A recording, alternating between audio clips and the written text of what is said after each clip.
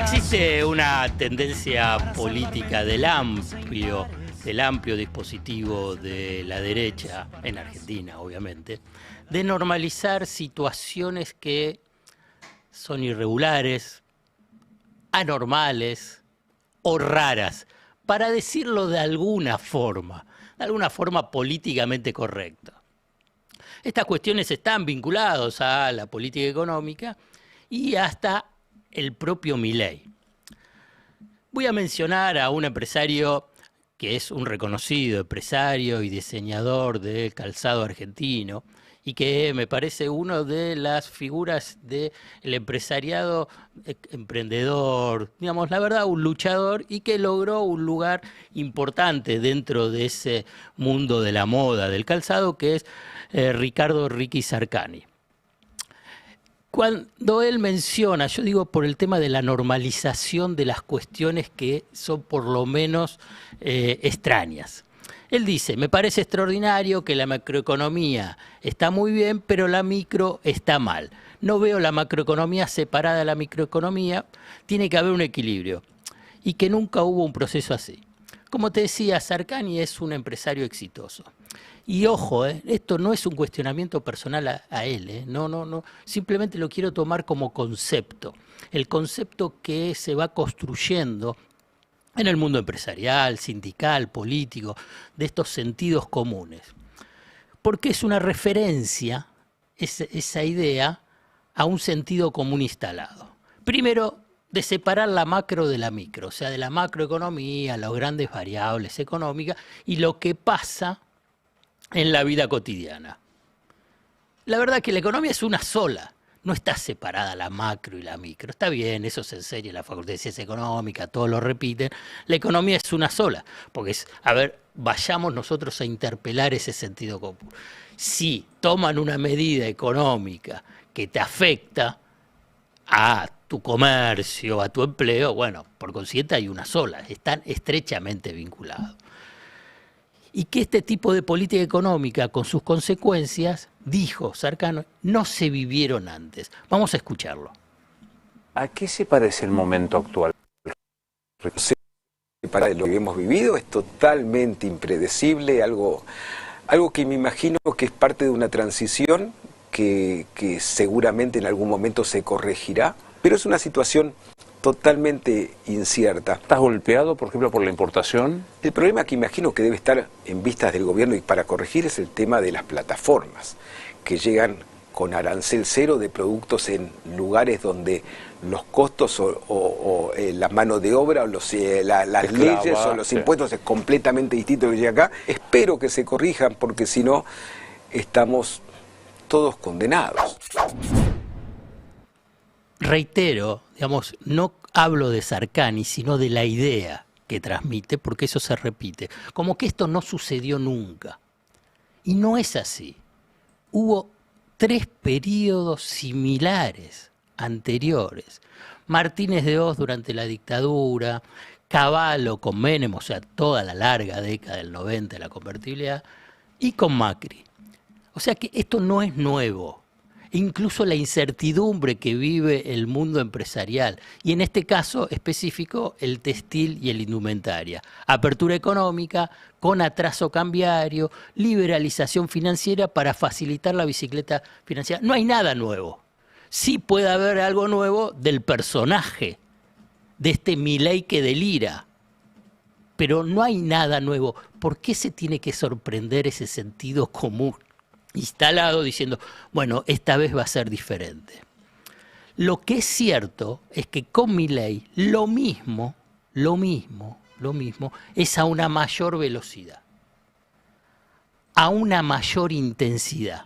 Un indicador que quiero rescatar para que ustedes lo puedan entender, de que permite identificar este ciclo político como el que más rápido destruyó, demolió el entramado socioproductivo y laboral, es el grado de apertura comercial, con importaciones desplazando a la producción nacional. Esto es lo que mencionaba Sarcani y lo que Novarecio le estaba diciendo.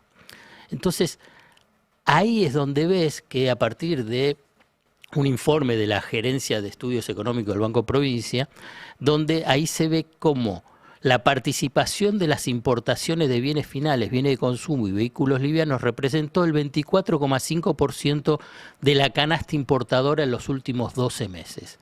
En cambio, en el promedio del 93-2001, o sea, en la convertibilidad, fue 22,8%, más bajo. Y en el periodo 2016-2019, o sea, Macri, 22,7%.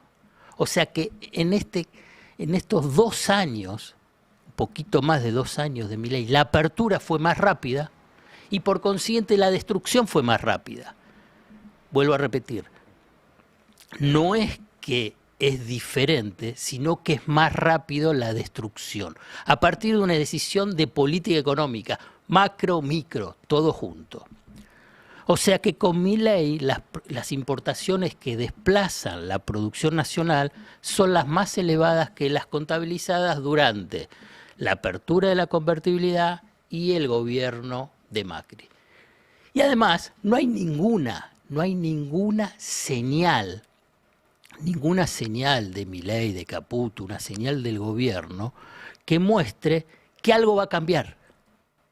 Que por el contrario, los funcionarios la festejan y publicitan que van a profundizarlo. Por ejemplo, el ministro que se autopercibe inteligente, Federico Sturzenegger, festeja cada vez cuando hay una medida que destruye un eslabón del entramado productivo. ¿Cuál es la diferencia? ¿Qué es lo que están viviendo, todo lo que transitan y están padeciendo este ciclo político y de destrucción socioproductiva? Es que hay un presidente que delira. Hay un presidente que muestra desbordes emocionales, esas cataratas de insultos que da, y en especial un nivel de ignorancia, aunque se quiera presentar como el gran paladín y el rumbo al Premio Nobel de Economía, un nivel de ignorancia que no deja de sorprender. Vamos a escucharlo. O sea, la calidad de vida de Argentina, gracias a Trump, acaba de mejorar enormemente.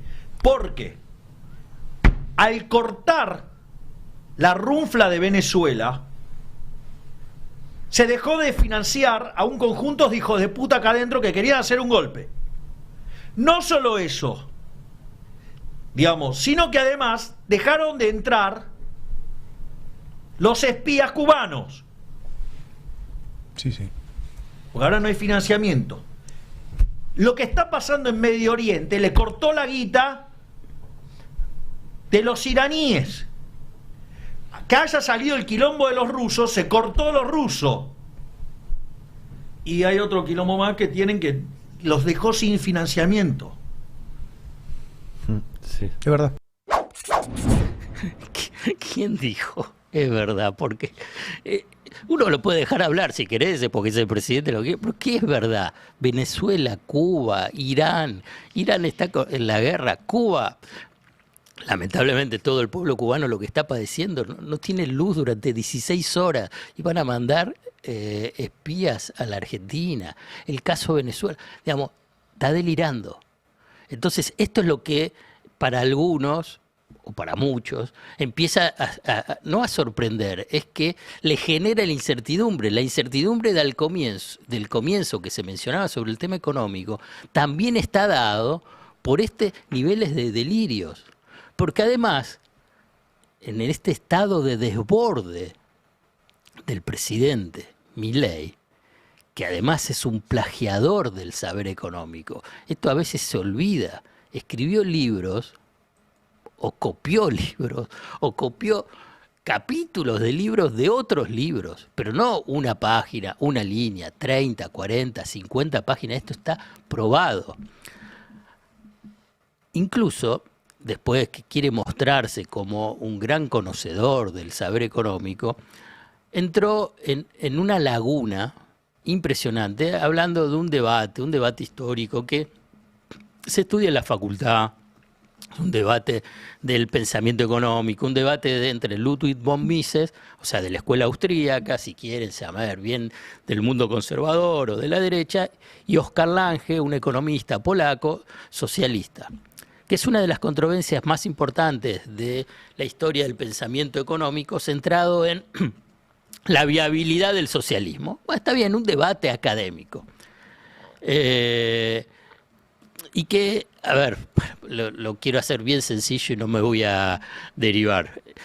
La idea es, si puede una autoridad central, una planificación central, precisamente planificar la economía de manera eficiente, sin precios de mercado, para los bienes de capital. Eso era el debate, un debate académico. Milei, ¿qué es lo que quiso mostrar? Es que, bueno, él es el que sabe todo, pero que tiene una sucesión de ignorancias o muestra ignorancia. Vamos a escucharlo a Milei cuando no recuerda un nombre. Socialismo que promovía, digamos, por ejemplo, este tipo, el que discutía con Mises. Ahora no me sale. Que el polaco. ¿En el chat alguno se acuerda? A ver. Que lo aplicó en Polonia. El que discutía con Mises. Son un par de miles. Ahí te lo busco. Alguno lo vas a ver. A Que ver. daba clases en Chicago, de hecho. A ver. Muchachos, si no van a decir el nombre, no digan El de nada. la en el chat. controversia sobre el socialismo. El nombre de... Ahora no me sale. A ver, ahí estoy. Ahí está googleando. Yo quiero decir que los exámenes orales generan tensión. A cualquiera que haya hecho algún examen oral genera tensión y te puede generar una laguna. Pero acá no estaba en ningún examen, estaba ahí entre amigos y tratando de mostrar su saber económico. Es, como te mencionaba antes, era Oskar Lange.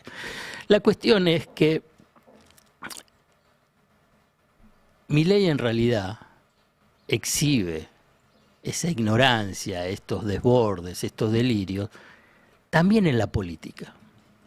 También en la política. También, como te mencionaba, en la economía, pero también en la política. Dentro de un ecosistema libertario con unas internas a cielo abierto, pero impactantes.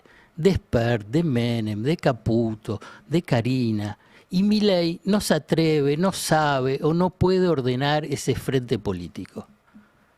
Después lo vamos a hablar con Mati Mausets, con Siveira y con Alan Longi sobre este tema de la política para tratar de entender estos desquicios que hay en el mundo libertario. Pero yo al comienzo les mencionaba que no se puede naturalizar. No se puede naturalizar, pero se naturaliza por la complicidad de factores de poder, por intereses, negocios y dogmatismo ideológico, que hasta ahora consiguió la aceptación de un liderazgo que es totalmente desbordado. Porque en términos económicos, y yo voy a decirlo para que quede claro, es un fracaso en sus propios términos, en los propios términos que había planteado Milei. Porque inmediatamente me pueden llegar a decir, y me lo dicen en los chats o en los sitios, no, esto es lo que estaban buscando. Bueno, esto es lo que estaban buscando algunos, vinculados con los, como yo les mencionaba, los negocios, los intereses, la ideología, la desarticulación de la organización gremial, la apertura económica, etcétera, etcétera. Ahora bien, en sus propios términos de lo que planteó Milei sobre la política económica, y es un fracaso. La economía no subió como un pedo de buzo, sino que la economía está estancada. La inflación tiene un piso del 2% mensual.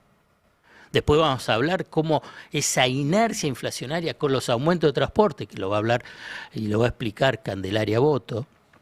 Los salarios están pisados y no suben más de la inflación, o sea que se retrae el mercado interno y la economía está estancada. La inversión extranjera es negativa. Negativa, y estos son datos oficiales. Salida neta de inversión extranjera por 4.600 millones de dólares. Esto es, digo, datos oficiales del Banco Central. El frente fiscal con contabilidad creativa, sin acceso al mercado voluntario de crédito. Todos datos negativos en abril. Vieron que mencionaron que marzo iba a ser un piso y a partir de ese piso empezaba el crecimiento de los próximos 18 meses. Bueno, después Caputo los llevó ya a junio, julio. Fíjense los datos negativos de abril, rápido, sin numeritos para no confundir, simplemente de caída de producción de autos, caída del consumo de bienes generales, descenso de la producción de cemento y materiales de construcción, caída de los créditos hipotecarios. Y hoy salió el informe de ADIMRA, vinculado con qué es lo que está pasando en la industria metalúrgica, cayó un 4,3% en abril interanual y respecto a marzo, la caída es del 1,3%. ¿Cuál es el éxito del modelo económico libertario después de casi 30 meses si vos tenés ese resultado? Pero ¿qué es lo que tiene la principal ancla política que en el frente externo? Ya acá la está desarticulando, la que puede haber conseguido en octubre después de las elecciones de medio término. Es el apoyo de Estados Unidos y del FMI. Y ahí con lo del FMI es que te apoya, pero te exige.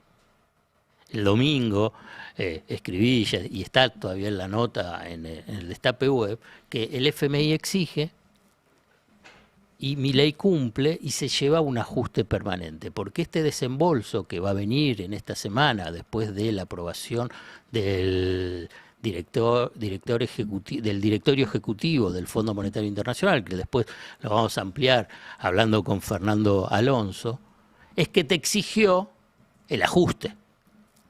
Y este ajuste fue el del 11 de mayo, ese mega ajuste, 2,5 billones de pesos a un presupuesto ya ajustado, que además desarticuló cualquiera, tanto lo vinculado con lo económico como con lo político. Lo político porque son más de la mitad afecta a las provincias. Y esto, todo el tema de las alianzas o la búsqueda del consenso de sectores de los gobernadores amigables, se empieza a resquebrajar. ¿Pero por qué? Porque un dinero que estaba prometido a las provincias, ahora el ajuste lo baja. ¿Y qué es lo que pasa en la economía? Es una cuestión básica, son leyes básicas de la economía. Si ajustás la economía, si ajustás el gasto público, la economía baja. Si la economía baja, la recaudación baja. Y si la recaudación baja, ¿qué significa? Que entonces las cuentas fiscales no te cierran. Entonces, ¿qué? Tenés que volver a hacer un ajuste. Y entonces es el perro que se muerde la cola. Entonces muchos se pueden preguntar, ¿pero el Fondo Monetario por qué lo hace? Porque además te hace el apoyo político el Fondo Monetario Internacional, pero después tiene una esencia que es la del Fondo Monetario Internacional, porque sabe el Fondo Monetario Internacional que el ajuste va a llevar a una situación de caída de la recaudación y por consiguiente de ajuste permanente. Porque además esto lo han estudiado los investigadores y hasta el economista jefe que estuvo en el Fondo Monetario Internacional durante la crisis europea, la del 2010, y en el 2013 sacó un documento explicando precisamente que ellos se equivocaron en los países como Grecia, España y Portugal, países periféricos europeos, no los centrales, que aplicaron un ajuste. ¿Y qué descubrieron? Que el ajuste llevó a un daño mayor de lo que ellos pensaban. Porque, bueno, ahí es un tema económico, porque no calcularon, subestimaron lo que se llama el multiplicador keynesiano. O sea que si vos bajás $1 el gasto, ellos decían, no, bueno, solamente baja un 0,5% la economía. No, la economía caía un 1,5%. Esos son los cálculos que hicieron. O sea, ellos subestimaron, ellos hicieron una autocrítica. Ahora bien, esa es la autocrítica académica, pero después, en lo político, no. ¿Pero por qué? Porque el Fondo Monetario Internacional, a partir de la década del 70, a partir de los 80, fundamentalmente, ¿qué es lo que es? Es un auditor de las cuentas públicas para que esté garantizados los recursos para pagar la deuda. Y ahora, ¿quién es el que está primero en la fila? El propio Fondo Monetario Internacional, en el caso argentino. Entonces, hagan el ajuste que tengan que hacer. No me importa que no le den plata por el plan de alfabetización, para los planes de oncología, para todo lo que pueda hacer a nivel social. Ahora tiene que estar garantizado el tema de la deuda.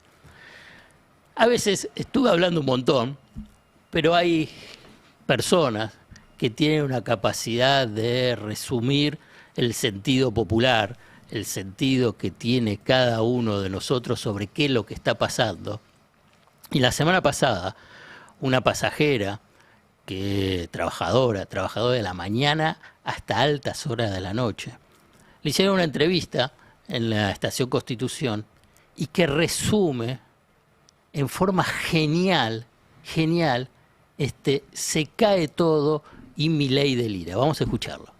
Dijeron que no iban a aumentar nada, que iban a luchar por los pobres, y acá estamos. La Karina ya se va, ya dejó de usar Plusbel, ¿viste? Ahora usa 13 meses, se baña bien bañadita. Claro. Adorni tiene 4 casas, la mujer se puso los dientes de los burros que mataron. Ajá. Nada, nosotros acá nos dejamos al pedo, tenemos el mejor presidente que vamos a llegar al 2034, dijo. No sé quién lo va a votar, su gato, su perro. Hijo de puta, pero lo va a votar. Es el peor presidente, está que viaja lamiéndole el traste a Trump. Mientras nosotros estamos acá, nos cagamos de hambre. Pero dice que estamos bien. La inflación bajó. Bajó porque ahora, antes comprábamos 3 kilos de arroz, ahora te compramos 1 kilo, tratamos de fraccionarlo. Es así, ¿qué quiere que te diga? Tenemos la peor mierda. Iba a luchar por nosotros. Dijo chorra a la Cristina. Le dijo chorra, hija. La Cristina, ponele que robó en 12 años, mano. Robó en 3 años, en menos de 3 años ya se hizo 5 casas. ¿A dónde vamos a llegar? Eso es lo que la gente. Pero eso es lo que tenemos, ¿viste? Tenemos lo peor del mundo. La Karina, ¿viste? Vos la veías antes, se vestía con la saladita. Ahora usa Zara. Ahora usa Coso. Y ahora nosotros, mira, tratando de sobrevivir, porque no podemos. Antes hasta el kilo de menudo te lo regalaban, ahora te lo venden, 1.500 un kilo de menudo, mientras ellos viajan todos los días. ¿De dónde venís y a dónde vas? A trabajar. ¿De dónde venís? De Wilde. ¿A dónde vas? A Porredón, Santa Fe, de ahí me tengo que ir a Chacarita y hasta las 11 de la noche trabajo. Recién a las 11 vuelvo a mi casa. O sea, nosotros estamos pa' la mierda, mientras nuestro querido presidente living la vida loca, viajando, viaja él, el otro tiene casa, que dijo que con $45.000, loco, yo también quiero tener $45.000 y tener 4 casas, una cascada. Ratón ni de mierda que ahora vive la vida loca, ¿verdad? El tipo no tenía ni para tragar y ahora come asado, come de todo, viaja. La mujer, cornudo, encima cornudo, loco. Encima todavía le tuvieron que decir en su cara, mira, mano, tu mujer te está dando ribotril para dormirte mientras ella se va a divertir. Y encima lo quiere denunciar. No te pases. Pero eso es lo que tenemos. No tenemos nosotros alguien que nos represente. Tenemos un circo. Qué resumen extraordinario de esta amiga ahí, trabajadora de Constitución. Y lo único que puedo decir es, falta mucho hasta diciembre del 2027. ¿Cómo va, amigos, amigas? Acá, Alfredo, ¿cómo le va? Se divirtieron, No, por favor. Es un stand-up con esa respuesta espectacular. Sí. Muy buena. Una precisión, además. ¿Viste? Ratorni no lo había escuchado todavía. No lo había escuchado. Y el toque del acento, le da un toque espectacular. Lo interesante es que dice que trabajaba hasta las 11 de la noche, ¿no? 2 laburos. Claramente es otro de los ejemplos de... puede estar por arriba de la línea de la pobreza sus ingresos. Puede ser que con esos 2 trabajos cubre una canasta de 1,5 millones, 1.600.000. Lo que está claro es que la explotación es tremenda. Sí. Sí, para no ser pobre en la Argentina tenés que trabajar 12, 13, 14 horas. Es una cosa... Sí, quería hablar de... ahí mostraste a Ricky Sarkany. Y el tipo, cómo se cuidaba, porque está claramente, como toda la clase empresarial, apoya más o menos para dónde va el gobierno, Pero él, desde la lógica, diciendo, si seguimos así, vamos a desaparecer. Vamos a desaparecer todo. No hay forma de competir de esta manera que la que está pensando el gobierno. Como con dolor lo decía. Hace un par de semanas nosotros contábamos que, y hay la cobertura en el portal, de también una conferencia que habían dado Sarcani junto a otros empresarios, y él contaba incluso de lo que implican los vaivenes, ¿no? de cambios tan abruptos de modelos, y él marcaba que durante el gobierno anterior habían invertido en una nueva línea de producción nacional 50 millones de dólares y que además habían contratado, era una empresa modelo, que habían contratado una fábrica modelo, que habían contratado que tenía 50% de contratación de mujeres, que se había buscado la equidad, bueno, todo lo que de alguna manera pregonaba el modelo anterior, y que bueno, y que ahora dice, nosotros ahora tenemos que hacer un cambio abrupto y nos tenemos que transformar en los mejores importadores del mundo. Bueno, esto así no se sostiene. No, digamos, es cierto que si vas a lo específico del mundo textil y el mundo del calzado, la forma de competir es con diseño, con algo específico que obviamente es para el ABC1, para diseño y calidad. Claro, diseño y calidad al estilo Italia, viste que claro. Italia te menciona. Y Sarcani está en ese mercado y la verdad que la pelea en ese espacio, pero yo creo que él hablaba en términos más amplios, más generales, respecto a que esta política económica, la verdad que destruye todo ese entramado vinculado con el mercado interno. Sí, y volviendo un poco a la señora, que resumía un poco los conflictos que está atravesando el gobierno en esta época, una señora que hablaba desde el lugar de ex votante de Milei, ¿no? Diciendo, bueno, él nos prometió que nos iba a sacar de esto y la verdad es que ahora lo van a votar sus perros y sus gatos. Creo que marca también un poco el escenario. Le estaban haciendo una pregunta, si no veo mal, era Constitución. Sí, Constitución. Constitución o Retiro, era una de las dos. No, donde también ahora se vienen todos los aumentos a partir de esta semana, aumentos que ya son 2 veces en el mes. Y lo digo porque mucha gente por ahí se sorprenda este día y esta semana, cada vez que tenga que tomar el transporte y la suba, le rinda para cada vez menos, ¿no? Entonces hay una cuestión ahí donde la proyección hacia adelante no es por lo menos de decir, bueno, el gobierno salió y dijo, vamos a por lo menos tratar de congelar los servicios básicos y que llegues un poco mejor a fin de mes. No, la única respuesta del gobierno es tratar de bajar la tasa de interés, que no le está pegando en que baje la tasa de interés de los créditos, y es todavía una forma muy lejana de intentar reactivar la economía. Avanzamos un poco sobre el tema de las tarifas, porque viste que hay diferentes tramos, ¿no? Sí. Y el primer tramo es el que te dice en el tema del colectivo del 2%. Exacto. Pero en realidad casi nadie usa el primer tramo.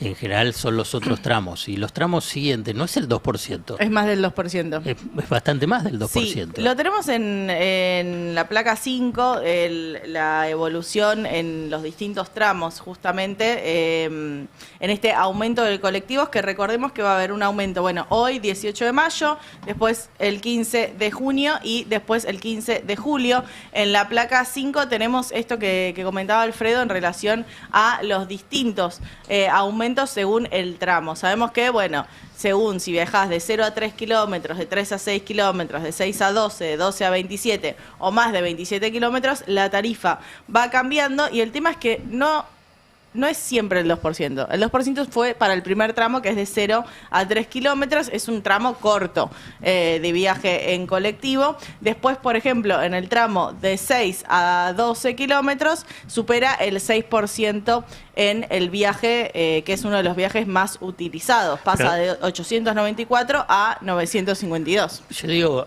para remarcar, que es el 6%, ¿viste? Porque el tema de la confusión deliberada sobre cómo son los aumentos de precios, y qué es lo que pasa, no es el 2%, ¿viste? Todo te lo presentan y dice, no, bueno, el colectivo sube el 2%. No, el colectivo sube el 6%. Depende del tramo, pero sí. A partir del segundo. A partir del segundo. Pero casi nadie usa el primero. Bueno, sí, depende mucho el transporte, ¿no? Pero sí, el más usado es el de 6 a 12 kilómetros. Y es parte también de lo que se está auditando, de lo que el Ministerio de Transporte está auditando, porque dice que las empresas de transporte, para cobrar más subsidios, también modifican o hacen alguna trampa con esos tramos que termina utilizando cada uno de los pasajeros. Pero es cierto que la mayoría, o sea, el mínimo son muy pocas cuadras. El mínimo es de 0 a 3 kilómetros, entonces son menos de 30 cuadras. Hay gente que, por ejemplo, en un transporte de 20 cuadras y ya dejó de tomarse ese colectivo, camina y luego combina, porque también se encareció tanto el precio del transporte en los últimos 2 años, que bueno, que ya empiezan estas complicaciones para la gente, porque si vos te tomabas un colectivo, bueno, te ahorrabas un tiempo, ahora definís gastar más tiempo para, bueno, tratar de ahorrar un poco en esa cuenta mensual. Ahí vemos justamente ese incremento de 2 puntos que va a ser solo en el boleto mínimo. Para además las demás secciones el aumento es del 6%. Y en la placa 1 vemos, bueno, cómo va a ser el cronograma de estos aumentos, que va a ser el 18 de mayo, repito, hoy, después el 15 de junio y después el 15 de julio, que va a haber estas 3 subas consecutivas. Del 2% para el mínimo, pero para el resto de los segmentos va a ser del 6%. Y no es solo del colectivo, sino que también va a aumentar el tren, que volviendo un poco a la imagen de la señora en Constitución. ¿Vos tenés presente cuál es el boleto que toma en cuenta el INDEC para la inflación? Entiendo que es una canasta porque no es solo AMBA, el INDEC es IPC, así que es una canasta de ¿No estarán distintos trampeando colectivos. la inflación con este aumento de 2% en el mínimo? Bueno, en realidad también la trampean porque con la canasta vieja tiene una menor ponderación servicios. Bueno, pero sí es interesante que en el IPC de Cava el transporte era el grupo que más había aumentado y no pasó lo mismo en el IPC nacional. Un poco porque también, bueno, IPC nacional cuenta distintos colectivos a lo largo y ancho del país. IPC Cava va a contar solo lo de AMBA. Pero podríamos revisar eso para ver si justamente este aumento, que es solo el 2% para el mínimo y 6% para el resto de los segmentos, no tiene que ver con un intento de que no golpee tanto en el número de inflación, aunque sí golpee en los bolsillos de la gente. Sigo mientras con la placa 2, que es el aumento en el transporte de trenes. Estamos hablando de los trenes metropolitanos, donde el ajuste va a ser mucho más fuerte. Estábamos hablando del 2, bueno, del 6%.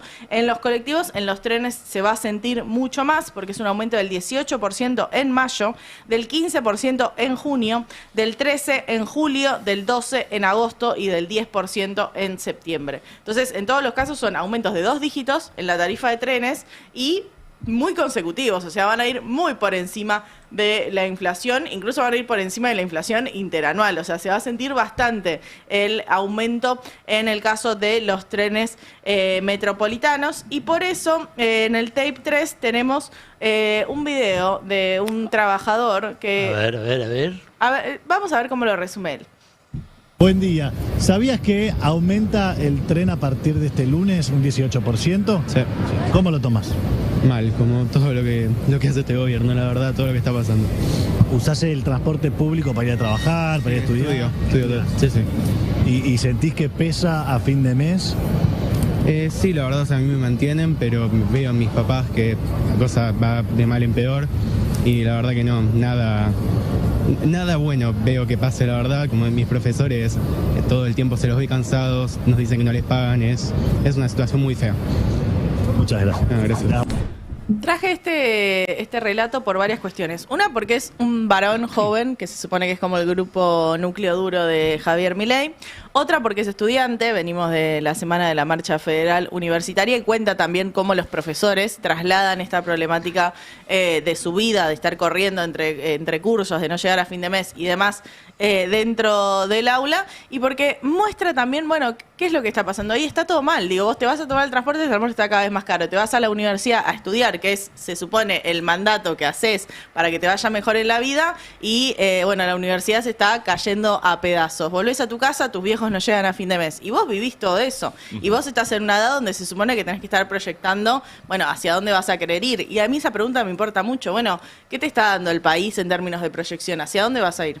Aparte, estos aumentos se dan en un contexto de qué calidad de servicio estás recibiendo, porque es cada vez peor. Uno está pagando cada vez más el colectivo, el subte. Yo uso mucho el subte, ¿no? Que en las horas pico sigue siendo un desastre, las escaleras mecánicas nunca funcionan, está todo sucio. Bueno, siempre la misma situación y cada vez pagás más, ¿no? Sí.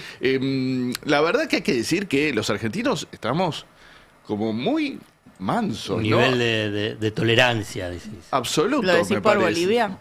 Sí, lo que se está viendo en Bolivia, como en Chile también, cómo están recibiendo las primeras medidas de Kast, ¿no? Ahora, antes era al revés, ¿no? Latinoamérica. Argentina siempre era el pueblo más levantisco y siempre estaba muy atento a todo lo que sucedía. Ahora parece que es al revés, ¿no? Como lo que tenés con el tema del ajuste y lo que estabas diciendo vos, que cada vez se viaja peor.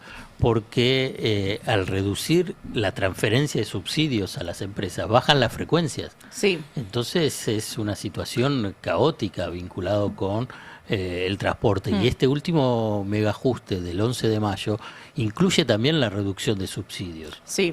Bueno, las empresas vienen alertando de que están trabajando a pérdida. Yo soy desconfiada de las empresas de transporte porque nunca queda claro, digo, no son balances transparentes. No, es que el la sistema SUBE no se funciona. suponía que iba a mejorar eso porque uno iba a saber cuánto entraba específicamente. Ahora con las tarjetas de crédito y demás se perdió esa posibilidad. Pero bueno, digo, me parece raro que vayan trabajando a pérdida ya hace 2 años, pero lo que sí van haciendo es reducir las unidades y empeorando la calidad del servicio, que es lo que uno ve en la ciudad, que son cuadras y cuadras de gente esperando colectivo. A mí me gustó el planteo de Alfredo, o fuiste vos, Alan, que habló de por qué ahora la sociedad argentina, que antes era combativa, ahora parece no serlo. Primero, Fernando. Fue Fer, es cierto. Da la idea de que ya no encontramos más líneas rojas, ¿no? Es decir, no hay ninguna línea roja que nos interpele como sociedad, es decir, hasta acá llegamos, vamos a reaccionar. No reaccionamos por el transporte, no reaccionamos por las privatizaciones, ahora vamos a liquidar probablemente el mayor orgullo argentino, que fue el desarrollo de la energía nuclear, y no hay nadie que esté planteando. ¿Hay alguna línea roja de la sociedad argentina esté dispuesta a ponerle a este gobierno? El gobierno no tiene línea roja. ¿El Congreso? Tampoco. ¿Alguien dispuesto a poner una línea roja en Argentina? A ver, creo que comparando con Bolivia y Chile, como recién mencionaba Fernando, la diferencia me parece que esos países están atravesando algo similar a lo que nos pasaba a nosotros durante el gobierno de Macri. Que sí, en los primeros meses, en los primeros años había una efervescencia y una pulsión por salir a la calle que lamentablemente ahora no se replica. Parece una sociedad mucho más cansada y sobre todo que está más ocupada en su propia supervivencia que en poder salir a reclamar lo que le corresponde. Y es cuando más tenés que salir, ¿no? Bueno, pero los estallidos se dan a veces en forma imprevista, que no sabes por qué se da, y es la acumulación precisamente de todo lo que vos estabas mencionando, Fernando. Pasa esto, vos ves y decís, che, ¿qué pasa? ¿Y qué pasa? Bueno, en la acumulación en algún momento, por ahí algún evento que puede llegar a ser local o externo, te lo dispara, y entonces decís, che, ¿pero por qué? ¿Solamente por eso? Digamos, en Chile, durante ¿cuánto hubo? Décadas de ajuste pinochetista y de represión, y después la democracia mantuvo los mismos lineamientos, y después por un aumento del transporte se produjo la revolución de los pingüinos y una situación, digamos, de conmoción social. Vos fíjate, ponés el ejemplo de la revolución de los estudiantes en Chile. Y acá la del 2001 fue de la clase media cuando le tocaron los ahorros. Y da la idea de que las protestas masivas que voltean gobiernos nacen de, por lo menos en nuestros países, de la clase media. No nace de los sectores más postergados que están como soportando la mayor parte del ajuste y nunca lo hacen, nunca estallan. No adhiero igual, No adhiero porque en el 2001 vos tenías una organización popular que venía muy desde abajo. Es verdad que cuando se suman los sectores medios, los sectores bajos, bueno, pero los sectores medios se montan sobre una organización que ya venía muy planteada desde abajo. Exactamente. Los sectores medios son buenos saliendo a la calle, pero no tan buenos en la organización de la trama que se necesita para eso. ¿Cómo era la consigna? Las revoluciones nacen en las universidades. La lucha es una sola. Bueno, pero por eso mismo, las revoluciones nacen en las parte universidades. De la clase media festejando que no hay más piquetes. Digo, es otra época. Y justamente, no tenés una clase media hoy que pueda montarse sobre esa estructura para decir, vamos a poner una línea roja. Sí, y también un gobierno que avanzó muy duro sobre las organizaciones sociales, sobre todo lo que hacía al entramado de cómo se organizan los barrios populares. Entonces faltan bastantes cosas. Hubo marchas porque, las marchas federales universitarias fueron muy grandes, el 24 de marzo fue muy grande. No es que falta movilización en la calle, pero si uno ve lo que está pasando en Bolivia ahora, y bueno, es de otro tenor esa salida a la calle. Respecto a lo que pasa con los movimientos populares, hay de todas maneras una reagrupación casi inédita de las organizaciones sociales, de organizaciones piqueteras que hasta ahora protestaban de manera separada o que tenían una desarticulación muy grande por sus terminales políticas, por unas ser más de izquierda, otras ser anarquistas, otras del peronismo, que fueron, no sé, de alguna manera cobijadas durante el gobierno de Néstor Kirchner. Bueno, ahora están confluyendo y están muy articuladas. O sea, eso también está pasando en paralelo mientras uno no lo ve porque no está viendo grandes protestas o no hay ya más por ahí un megacamp en la 9 de julio, pero a pesar de eso, por lo bajo hay una articulación mucho más profunda que los propios dirigentes sociales remarcan que no tiene antecedentes en el último tiempo. En este escenario de crisis económica, y yo mencioné que Milei no se atreve, no sabe o no puede ordenar el frente político, o sea, de las internas.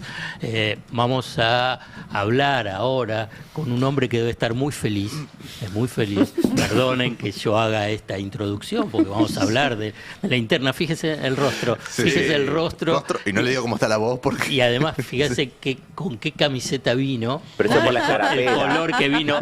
Observé todo, Mati. Está muy bien. Mati observé todo. Es un hincha fanático de Belgrano de Córdoba, que ayer, en una forma que ayer dejó lo que le quedaba de voz y de alma. Y milagrosa. Pero qué agrandado que están, hermano. ¿Cómo te va, Luis Juez? Te habla. ¿Cómo te va, hermano? Yo aguante los tallarines, hermano. Claro. Los de Belgrano son unos piratas roñosos que andan todo el día tomando Fernet con olor a zapato sucio, hermano. ¿Cómo te va, Mousset? El Real dijo algo peor, ¿Ah, sí? Sí. Estoy tratando de ser educado, Mousset. No, está muy bien. Si querés te digo que tienen el culo sucio y todas esas cosas. Peor fue.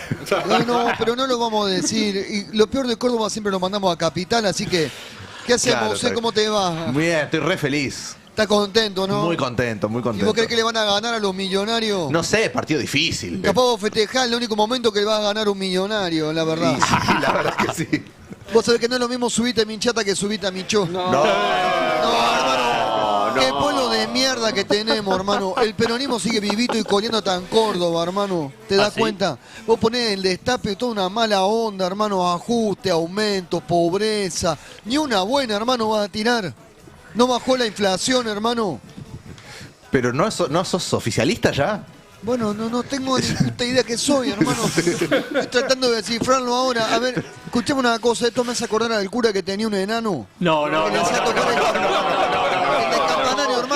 Eso hacelo con Navarro. Hacelo con Navarro. Pero vamos a reír un poco, Saya. Todo el día preocupado, todo el día... preocupado no, hacelo con Roberto. Pero está todo el día... Está re amargado. Y además la tengo acá de acá. ¿Qué querés que haga? La amargura que tenés allá, hermano. ¿Qué pasa? ¿Qué pasa? Porque resulta que ahora está todo el mundo preocupado por la economía. Que aumentó el transporte público, que aumentan los trenes, que aumenta... Espera un poco, hermano. Parecés Lijalá hablando de la justicia, todo el día amargado. Yo tuve una vida que tuve que luchar contra un gran aparato. ¿Ah, sí? ¿Qué aparato? Me sentí como la Chicholina en la película, entrar por la puerta de servicio. ¿No la viste esa? Vos sabés que acá los opositores reparten plata y droga en los barra brava. A mí en Córdoba me va bárbaro, hermano. Bárbaro. ¿Sí? ¿Por qué? Nosotros ganamos en vientre seco, en pelo buzado, en oveja en tanga, en cuello de cóndor, en pueblo burro troncoso. Vos ganaste en bosta seca, yo gané. Eso me hace acordar al panadero que llega a la panadería. ¿Y? El empleado retirándole el cañoncito a la mujer. Pero no se puede hablar, hermano. ¿Saben qué? Hagan el programa ustedes, porteño culo roto. Quiero decir, año 2005. Sí, ¿qué pasó? Luis Juez era intendente de la ciudad de Córdoba. Ajá. Salió de la cancha de Talleres. Le preguntaron quién era el equipo más popular de Córdoba y dice Talleres. Dice, Belgrano puede ser en todo caso el equipo más popular de Bolivia. No. tuvo que salir a pedir disculpas. Tenés razón, tenés razón. En Perú también debe ser popular. Y en Ecuador se mandó una parecida, ¿viste? Que le costó que lo sacaran de la embajada. Bueno, Mati, contame un poco lo de la interna en el mundo libertario. ¿Es la de los twitters o la de las cuentas de Twitter? ¿Lo vas a contar? Sí, no, pues se desató una interna. Es medio inentendible para mí, pero por ahí a todos lo pueden entender. Voy a tratar de explicarlo para que lo entienda gente que no por ahí no se puede llevar bien con las redes sociales. Tiene la dicha de no tener Twitter, diría. Gente que vive mejor. Sí, gente que es más feliz. Pero para los que estamos en ese mundo de Twitter, ocurrió algo que fue muy divertido, que es, hay una cuenta que es Rufus Periodista, se llama, una cuenta random, o sea, una cuenta de Twitter de esas de las tantas que hay opinando sobre política. Uno por lo menos no le daba demasiada importancia, pero tuiteó, digamos, compartió en Twitter una publicación de Instagram que criticaba a las fuerzas del cielo. Sí. Hasta ahí todo normal, una cuenta, Rufus Periodista, nadie sabe quién es. El tema es que Instagram es medio botón.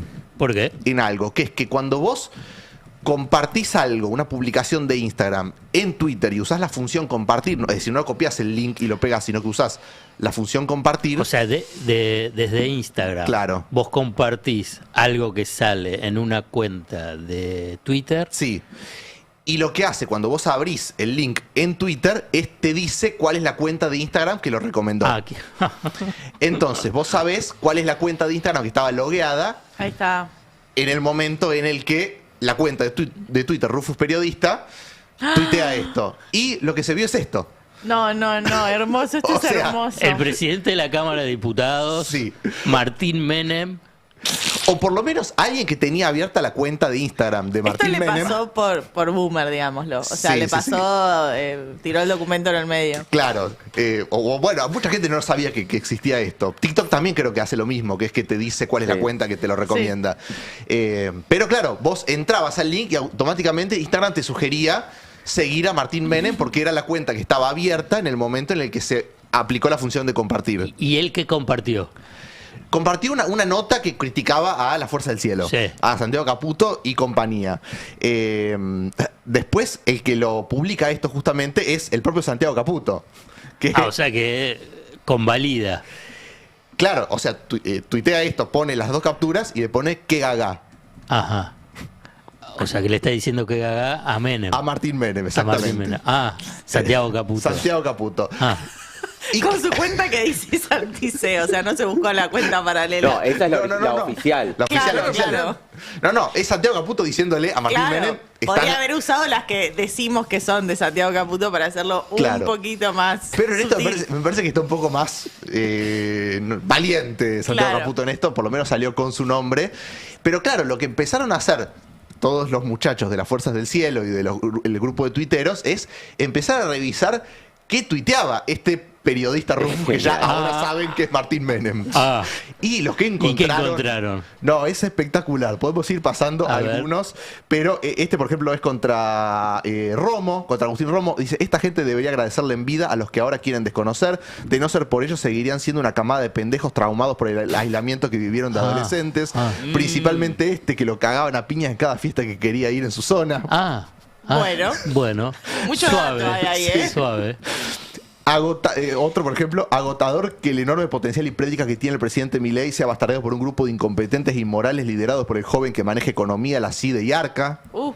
Bueno, entonces esto es Caputo, directamente a Caputo. Claro. Hola lechón iraní a Marcela Pagano. Qué raro. Ese fue suave. raro de Martín Menem igual. Otra contra Agustín Romo, la cara de este pibe no la pone ni por plata. No, ese es a Núñez. Núñez. Se parecen, tienen un parecido. Son el mismo tipo de personas. A Núñez, el del medio.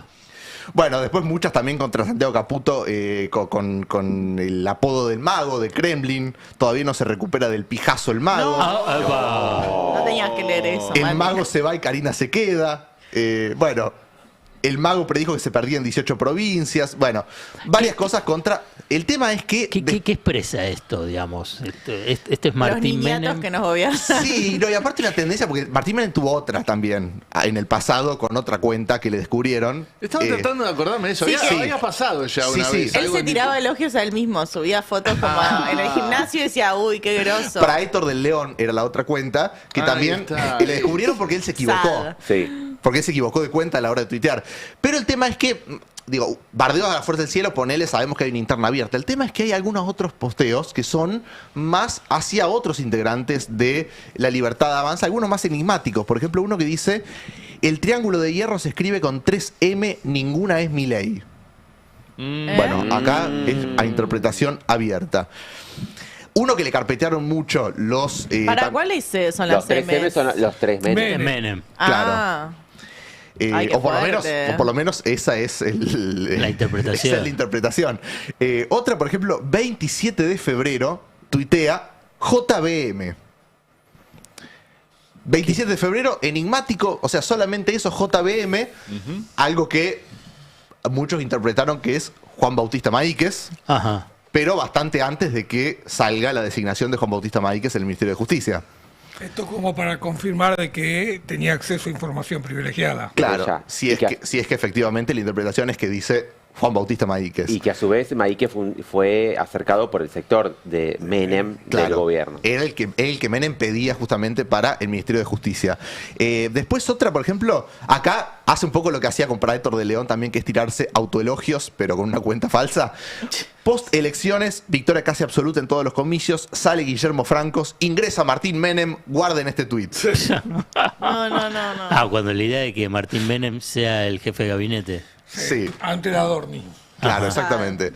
Y aquí hay algunas otras que ya empiezan a apuntar a Toto Caputo. Y por eso también esto lo levantaron mucho la Fuerza del Cielo, como para mostrar, está tirando en contra del plan económico y del ministro de Economía. Un tuit de una cuenta que se llama Termo, Milei planea dar de baja el impuesto país, las retenciones y el cheque apenas rebote la actividad económica, espectacular, y pregunta, ¿y cuándo rebota? Entonces sí, todo lo estaba preguntando. ¿Cuándo rebota? Todo, pero es llamativo que Martín Menem se lo pregunte también. Sí. Otro tuit, por ejemplo, habría que preguntarle a Toto Caputo y sobrinos si la familia Neus se va a quedar con un porcentaje de todas las empresas y concesiones de la República. ¿Qué opinás? Y ahí... Mirá qué interesante esa pregunta, me interesa mucho. Sí, nos interesa que puedan responder. Sí.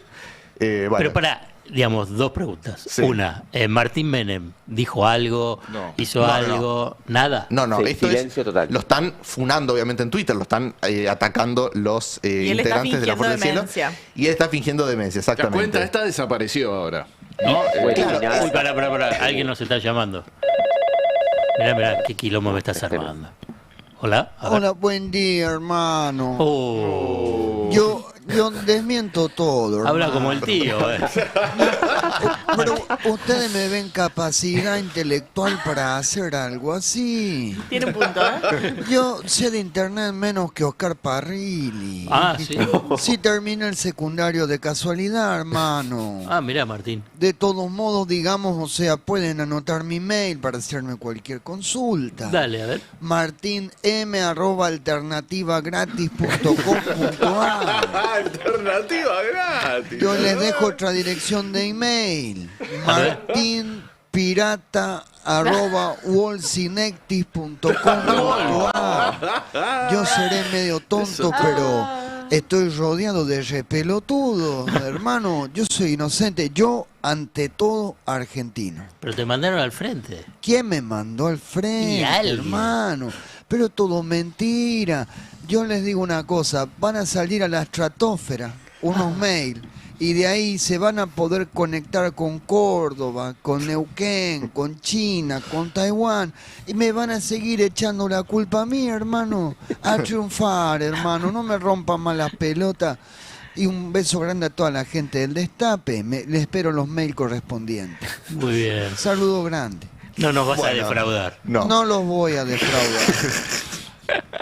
Borró la cuenta, Bueno, Rufus, periodista. Ese es como la conclusión. Claro que sí, Y Santiago Caputo, Sí. ahora ves. ¿Y Santiago Caputo qué dijo? Bueno, quiero mostrar el tuit de Santiago Caputo sobre el cierre de la cuenta. Pone Santiago Caputo, dice, borrar la cuenta, lo único que confirma es que es de ustedes, mogólicos. Ese es el tuit de Santiago Caputo.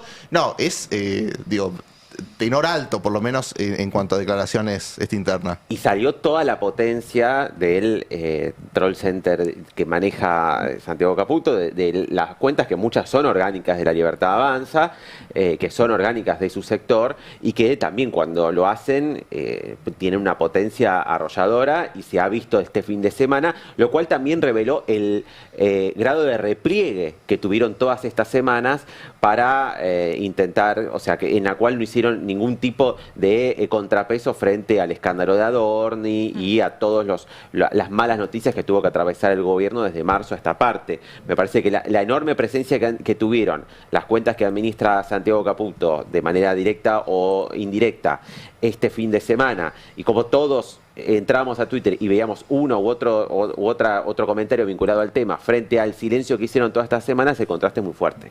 Claro, lo que quería comentar es que si no es Martín Menem, que probablemente, como decía nuestro Martín Menem, no tenga el manejo de las cuentas, sí, la cuenta la manejaba el que le maneja internet a él. Sí, esas son las dos opciones. Puede no ser Martín Menem y ser un CM de Martín Menem. No le pueden echar la culpa siempre a los laburantes. Tiene que hacer cargo, nadie va a hacer eso como trabajador. De todas maneras, ahí también no es que es un perfil por ahí más técnico, sino que es alguien del equipo militante o que forma parte del sector. Político. El tema es que ya le pasó esto a Martín Menem. Ese es el tema, o sea, ya tiene un antecedente con otra cuenta en la que él se equivoca de cuenta a la hora de escribir y por eso se le descubre que era praetor del León. Mi pregunta acá a los muchachos que saben de política, Milei, ¿qué hace? ¿Qué juega en todo esto? Porque hay una cuestión clara, digamos, los inversores, la oposición, Estados Unidos, todos también miran qué es lo que pasa a nivel político, el liderazgo político, el orden político, el orden institucional. Digamos, Milei no se atreve, no sabe, no puede ordenar este frente porque es, para decirlo en términos del amigo, esto es un quilombo. Yo puedo decir algo desde afuera, mirándolo desde afuera, en este rally de entrevistas que tuvo el presidente el jueves. Primero fue a Neura está más asociado a Karina Milei, y después fue a Carajo, que es de Santiago Caputo. Entonces también hay algo ahí de equilibrista entre los dos sectores, y él estando ahí, medio jamoncito. Sí. Te diría que casi ha renunciado a ordenar el esquema político, y esa es una tarea absolutamente designada a Karina Milei, a la cual él se subordina completamente. La decisión de conservar a Adorni es de Karina Milei y él se subordina.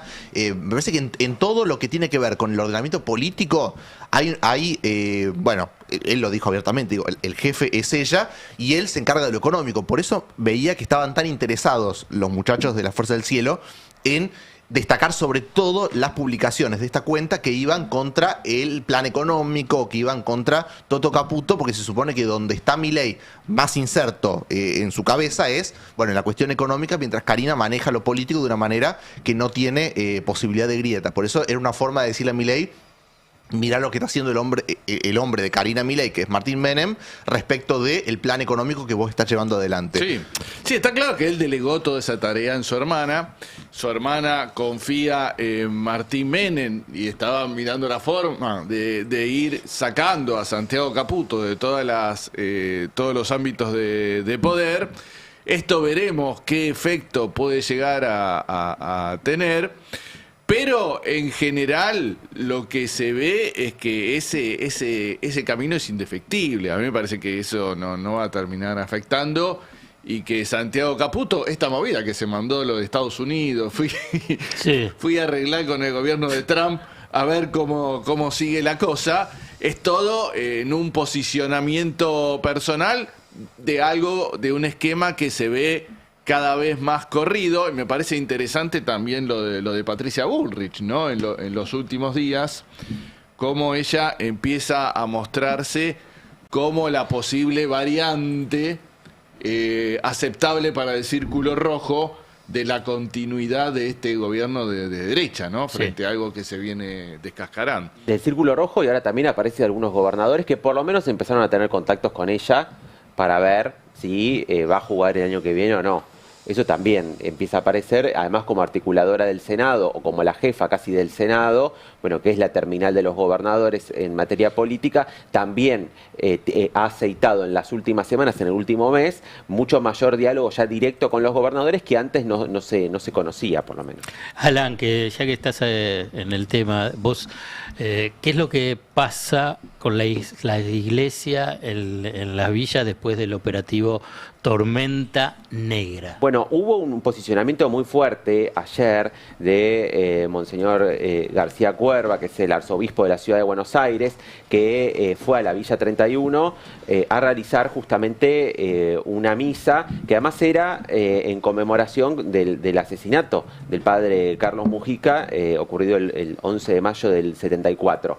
En ese contexto, la Iglesia y sobre todo los altos mandos de la Iglesia suelen, a la hora de llevar adelante una misa, bueno, por ahí hablar de una manera más poética, hacerse algunas licencias, y en general incluso cuando es el Te Deum del 25 de mayo, que lo hacen ante dirigentes, ante la primera plana del gobierno nacional o del gobierno local, bueno, suelen permitirse ciertas licencias y después está toda la interpretación de por qué lo dijo, por qué hicieron tal o cual pronunciamiento. Bueno, acá no. Acá García Cuerva fue clarísimo respecto al rechazo a este operativo que se produjo en las distintas villas y asentamientos de la ciudad de Buenos Aires con 1.500 efectivos. Escuchemos qué era lo que decía García Cuerva, el tape número 2 es en este caso, ayer en la tarde en pleno barrio 31. Ya salió mucho en los medios, pero creo que para quienes hemos experimentado la vida en los barrios y para los vecinos, tormenta negra se llama el narcotráfico, tormenta negra se llama la falta de trabajo, tormenta negra se llama cuando el Estado se retira, tormenta negra se llama cuando los pibes no tienen posibilidades. Eso es tormenta negra, y hace rato, hace años, hace décadas que lo sufren nuestros barrios.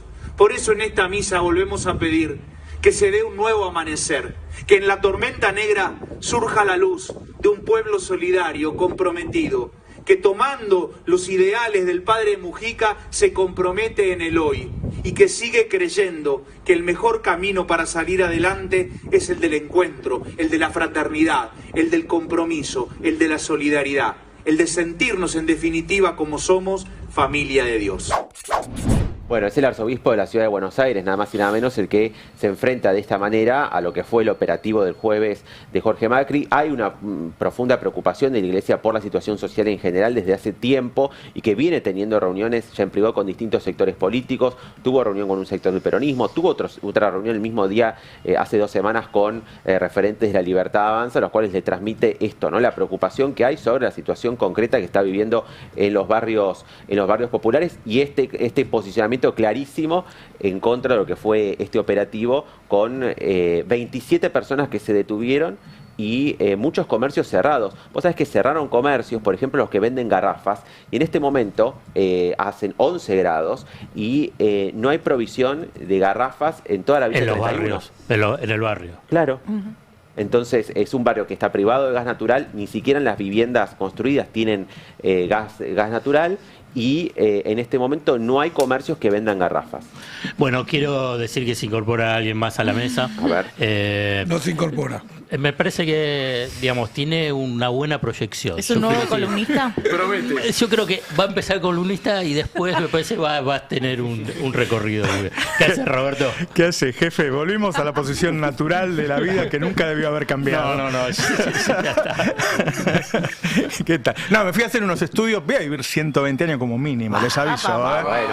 Me pusieron esas bicicletas para andar, digo, tráeme un caballo, tráeme algo más potente, una bicicleta. ¿Cómo te digo? El Ecostrés te dio motor, pero es para... muy flojito. Muy flojito. ¿No tenía motor? No tenía motor. Entonces no me la plagas a mí, yo no sé. Che, qué degradación del gobierno esta pelea, no es joda, ¿no? Porque ahí muestra un poco lo que es este chico Martín Menem, que si no se llevara tan bien con Karina y no fuera tan generador de negocios, no está al nivel. Uno a veces se equivoca porque se llama Menem. La verdad es que él no está al nivel. La cuenta es de él. Qué sé yo, lo dice gente de él que dice, qué boludo. A ver, toda persona que tenga 2 cuentas alguna vez se va a equivocar, muchachos, cuídense. Pero además, ¿para qué lo que pone en esas cuentas? Digamos, Bueno, uno tiende a pensar que eso o es lo que él piensa o como él quiere operar. En los dos casos es un problema. Y a mí me parece que es un punto para Santiago Caputo esto. Yo lo que veo es la interna de ellos, ¿no? Pero a mí me parece que Caputo es el titiritero de este gobierno y Milei es el títere. La mayoría de las cosas que hace Milei se las enseñó él le armó todo este esquema de batalla cultural, que es un poco lo que le queda, ¿no? Lo que le queda fuerte son una parte de esos chicos jóvenes que lo votaron, y él piensa en sacárselo de encima es como si el títere sacara de encima al titiritero y se cae. Entonces, la verdad es que él piensa que ganó por Karina porque hizo un buen armado en octubre. A mí me parece que no ganó por eso, qué sé yo, hubo otras razones más fuertes.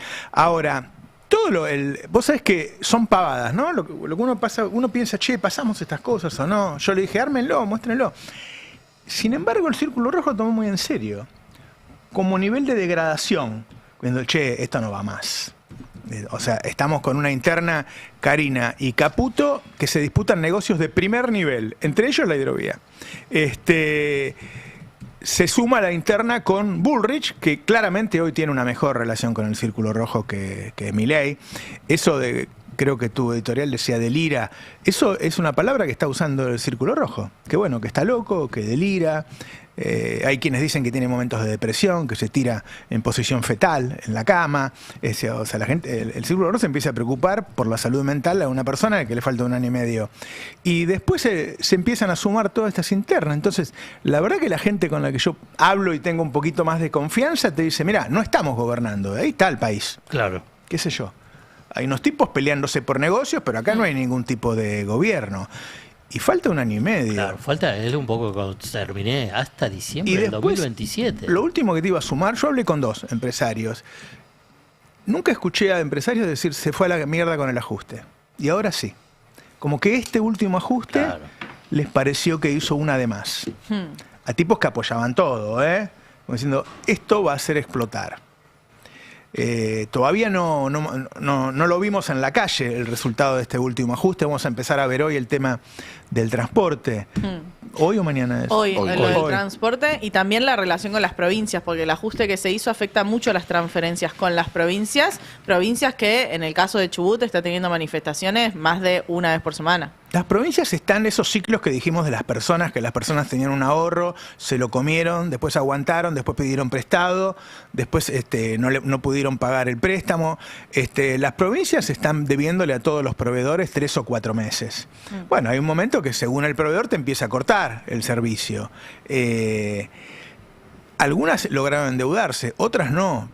Pero ya hay 2 que están pensando en cuasimonedas.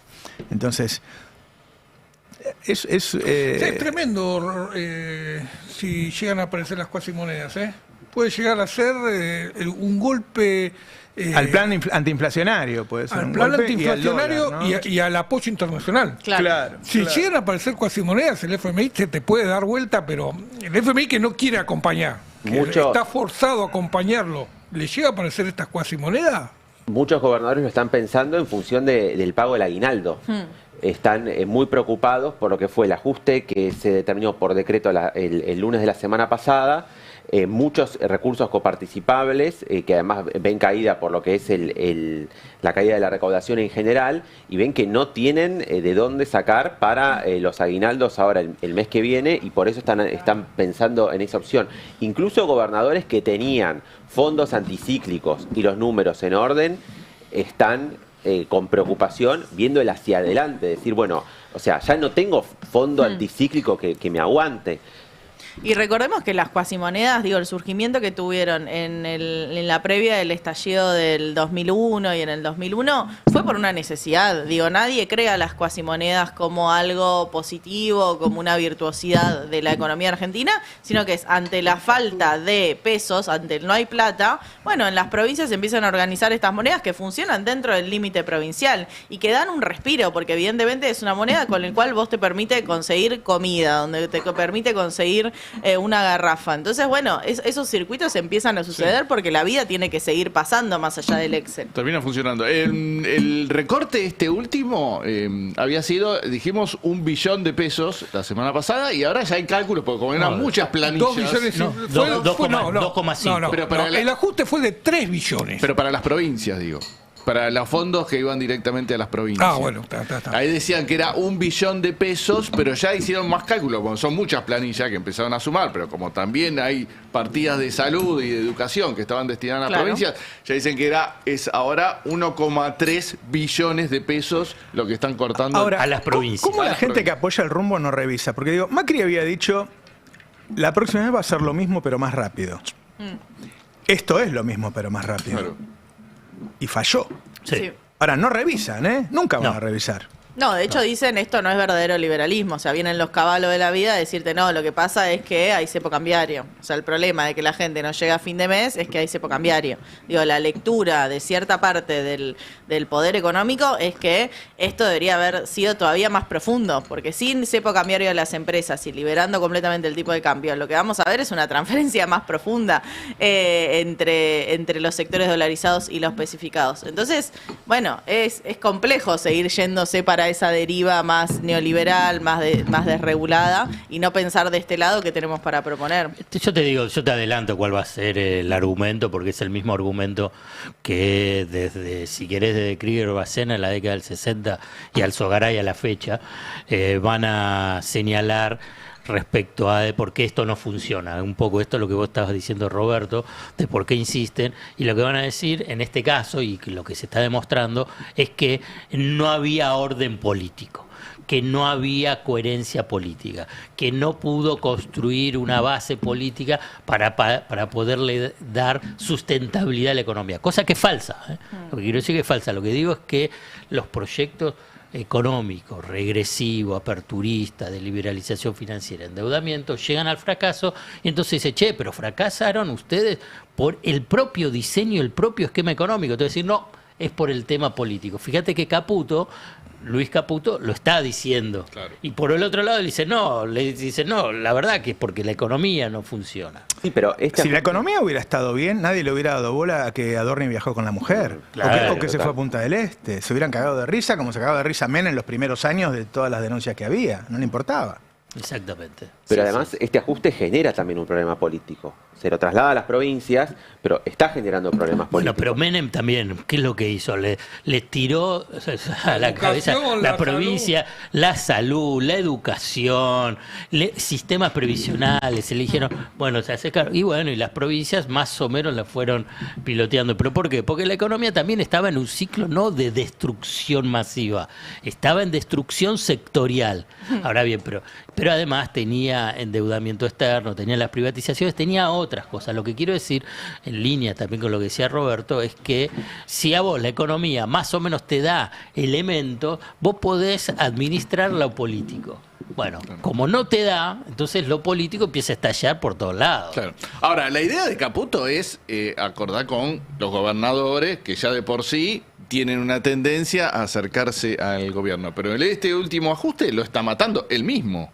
Caputo firma un ajuste que tiene como una de las principales víctimas a los gobernadores y las provincias. Bueno, pero un poco es lo que le está diciendo ahora el llamada a la mesa política, le está diciendo a Caputo, vos estabas diciendo esto y ahora vos dinamitaste el vínculo que podía tener. Justamente esta semana va a haber, Macri va a tener 2 reuniones con gobernadores, hoy con Ignacio Torres y el viernes con el gobernador de Mendoza, Alfredo Cornejo, y la semana pasada hubo una cumbre que se improvisó en el marco de una reunión de intendentes en Rosario, con todo lo que era el conglomerado Provincias Unidas, donde se habló de esto y donde incluso Cornejo, que es el radical más oficialista que tiene hoy la Argentina después de Loredo, diciendo que el problema económico, justamente marcando que había un problema en este momento con la economía, y Puyaro también hablando de la falta de dinero en el bolsillo de la gente. Bueno, llegó Nicolás Crepla, el ministro de Salud de la provincia de Buenos Aires. Quizá la mayor urgencia que tenga la Argentina hoy es su sistema sanitario. Yo estuve leyendo algunas de las cosas vos me vas enviando, Nico. Me vine, la verdad que me fui a hacer unos estudios médicos, estoy muy bien, pero quise venir para presenciar esta charla. Va a haber una marcha al respecto para llamar la atención. Me da la impresión de que estamos atrás de pequeñas cosas y no vemos lo más profundo, que es un sistema sanitario que genera que la gente se muera antes de tiempo, digamos. Ahora está pasando mientras nosotros estamos hablando, Nico. Sí, sí, la verdad que la situación del sistema de salud es muy grave, es crítica. Hace ya bastante tiempo, porque desde que asumió este gobierno, con las medidas que tomaron con el PAMI, por ejemplo, de sacarle los medicamentos, uno le saca los medicamentos a la gente y la gente se queja, pero no ves enseguida las consecuencias. Bueno, pasa 1 año, 2 años y hay consecuencias. Hay un aumento muy significativo de la mortalidad, hay un aumento significativo de las internaciones evitables de personas, las complicaciones. Hoy tenemos una sobrecarga del sistema de salud. Para que se den una idea, tenemos un 35% más de internaciones en los hospitales públicos provinciales. 35% es una barbaridad. Las variaciones pueden ser de un año a otro del 2%, del 3%. Claro. 35%, yo tengo 100 hospitales provinciales, tenía que tener 135 hospitales para estar igual que en 2023. Así que lo que tenés es mucho más horas de demora, complicaciones, incapacidad de operar a tiempo, lo que podés operar antes de la complicación, operar sobre la urgencia. ¿Eso puede ser por falta de medicamentos o una de las razones? Unas razones. Mira, por ejemplo, diabetes. Las personas mayores de 65 años, que primero en el 2024 le suspendieron los medicamentos gratuitos que le daba el PAMI, en el 2025 se internaron 200% más por diabetes.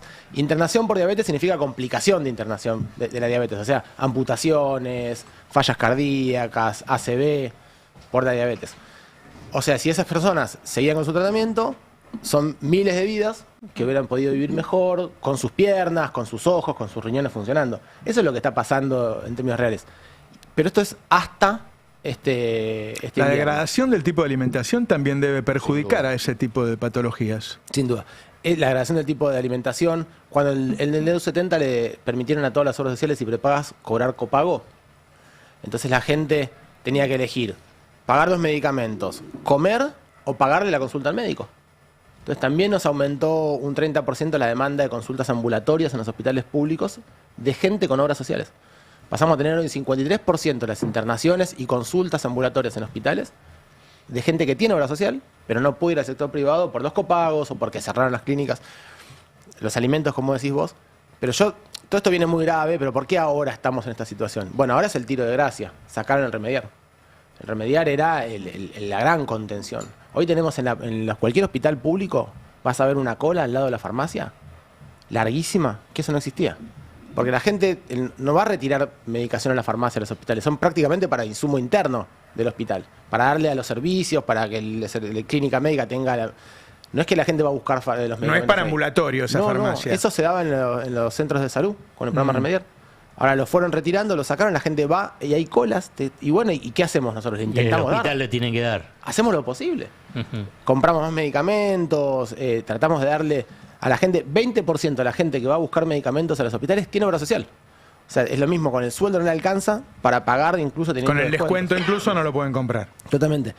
Pero el remediar le sacaron ahora, o sea, esto se va a ver en los próximos meses, y ahora que viene el invierno, pasó lo que era esperable, era previsible que lo iban a hacer, porque la verdad que viene haciendo todo deliberadamente así, pero bueno, largar la campaña de vacunación de la gripe y no mandar las vacunas, bueno, generamos que hoy tengamos en los adultos mayores, que son los que más riesgo tienen de una neumonía grave por gripe, 30% de vacunación en este momento. Ya empezó a circular el virus, tenemos que estar en 70, 80% en este momento, estamos en 30%. Muy bajo. Bajísimo, históricamente lo más bajo que yo tengo registro, pero ya las guardias de los hospitales están tremendamente intensas y en el conurbano 90% de ocupación en terapia intensiva. Antes de empezar la temporada... Tenés peligro de saturación como veíamos con el COVID en Europa, digo, que te carguen. Totalmente, ese riesgo que tenemos. Y la verdad que yo digo, y si encima después alguien va al hospital, al centro de salud y dice, este municipio no me atiende, este gobernador no tiene los hospitales en buen estado, bueno, pero tenemos que explicar, esto es un problema sistémico. Claro. El PAMI, todas las obras sociales, el 80% de las obras sociales de la CGT no recauda lo suficiente para pagar el PMO. 20% menos recauda, 20% menos. Ahora, por ahí la gente no lo sabe, pero la verdad que la gripe, viste que el COVID era malo para personas mayores, ¿no? Peligro de muerte de personas. Bueno, la gripe también. Totalmente. Lo que pasa es que tenemos históricamente un buen sistema de vacunación. Si tenés un problema, el hombre mayor puede ir al hospital, lo van a atender bien. Ahora, si no tenemos un buen sistema de comunicación y vas a un hospital saturado, vamos a tener un aumento de muerte fuerte en invierno. Totalmente. La vacunación, ahora igual de paso aprovecho y digo, tenemos vacunas ahora, ya llegaron, aunque es muy tarde, pero todavía es tiempo de ir a vacunarse. Vayan a vacunarse, mayores de 65 años, todas las personas con enfermedades crónicas, mujeres gestantes y los niños de 6 meses a 24 meses tienen que vacunarse. Pero como decís vos, si tenés una enfermedad crónica, una falla renal, una falla cardíaca, una EPOC o más de 65 años, una gripe puede ser fatal. Claro. Entonces, la vacuna es para eso, no es para evitar el resfrío, digamos, que también viene con la gripe, sino una neumonía grave de la gripe. Pero bueno, este verano, verano nuestro, invierno del hemisferio norte, apareció una nueva variante de la gripe que llamó subclado K, que generó un aumento muy importante de las internaciones y una tensión. De hecho, adelantaron las vacaciones de invierno en algunos lugares para suspender la actividad y lograr reducir. O sea, ya sabemos que se viene, o es muy probable que se venga, una variante de la gripe más grave que otros años. Y en ese contexto envían las vacunas y las suspenden a la semana. Que es lo peor que hay, porque cuando la gente va a vacunarse, si la largás más tarde la campaña de vacunación, bueno, pero si vos la largás y la gente va a vacunarse y no están las vacunas, es mucho más difícil que vuelvan, porque ya empiezan a descreer del sistema. Eso nos pasa continuamente, porque no es solo con la gripe, nos pasó con todas las vacunas de calendario. Tuvimos un brote de coqueluche, de 478% más de lo que había antes. Tuvimos un brote de sarampión, y te mandan el 50% de las vacunas que vos necesitas. Y uno dice, ¿por qué lo hacen? Bueno, hay suma de todas las cosas. Sin duda son malísimos gestionando. Toda la gente decente se fue, renunció, porque obviamente no solo le Estás bajaron, hablando del Ministerio de Salud de la Nación. Claro, no solamente renunciaron porque les bajaron el sueldo, sino porque además no pueden ser cómplices la gente que vive de esto, de destrucción. Pero una cosa que pasó que es muy impresionante en un COFESA, en un Consejo Federal de Salud, dicen del Gobierno Nacional, cuando habían asumido, que en la gestión anterior se habían echado a perder vacunas por no utilizarlas. Entonces, ellos dicen, si este año compramos 100 y vacunamos 70, el año que viene vamos a comprar 70. Y nosotros decimos, no, si tenías que vacunar 100 y vacunaste 70, tenés que vacunar 130 el año que viene. Le debes a la corte anterior 30 porque si no tenés un problema. Bueno, no, efectivamente están comprando muchas menos vacunas. Entonces después dicen la sociedad no se quiere vacunar, hacen campañas antivacunas para distraer. El pueblo no es antivacuna, el pueblo quiere vacunar a sus pibes. Lo que pasa es que cuando va al vacunatorio no están las vacunas, tiene 1000 problemas más en la vida. Entonces no puede llevarlo 50 veces al vacunatorio. Si cuando tenés que darle cuatro vacunas a una sola, bueno, le das la que hay. Tenemos cobertura de vacunación muy bajas y este gobierno le intenta echar la culpa diciendo que hay una sociedad antivacuna, organiza actividades antivacunas, todo para distraer. La verdad que no es eso. El problema es que es un gobierno que no cumple las leyes. Lo vimos con la ley de emergencia universitaria, pero tampoco cumple las leyes de vacuna, la ley de salud sexual, la ley de VIH, porque todo el tiempo está dejando de comprar los insumos y las provincias nos hacemos cargo de esas cosas. Hay algo, yo no sé si la frase va a ser correcta, pero da la impresión de que hubiera una epidemia de enfermedades mentales, de deficiencia en salud mental. Nunca había visto ese crecimiento yo en internaciones, y digo epidemia porque uno empieza a ver casos del amigo, del vecino, de la gente que te cuenta. A veces la enfermedad mental tampoco tiene una ansiedad fuerte, esa enfermedad mental. Digo, lo están viendo eso. Totalmente. Y está muy bien el concepto que decís, porque se comporta como una epidemia. Y es raro, porque uno en general piensa en las epidemias con enfermedades transmisibles. Piensa cuando hay un virus, una bacteria que contagia a mucha gente al mismo tiempo. Sin embargo, en 5 años tuvimos un 77% de aumento de las internaciones por causa de salud mental. Se comporta como si hubiera aparecido un germen que contagió a mucha gente. 20% de crecimiento de un año al otro tuvimos. O sea, efectivamente, si esto pasara con la diabetes o con la hipertensión, bueno, sería un problema muy grande. Nos está pasando con la diabetes descontrolada. Perdón, ha crecido la gente que se quita la vida, ¿no? Tremendamente. Bueno, hay una crisis de salud mental, eso se ve en todo el mundo, pero Argentina prácticamente duplica la cantidad de demanda en salud mental del mundo.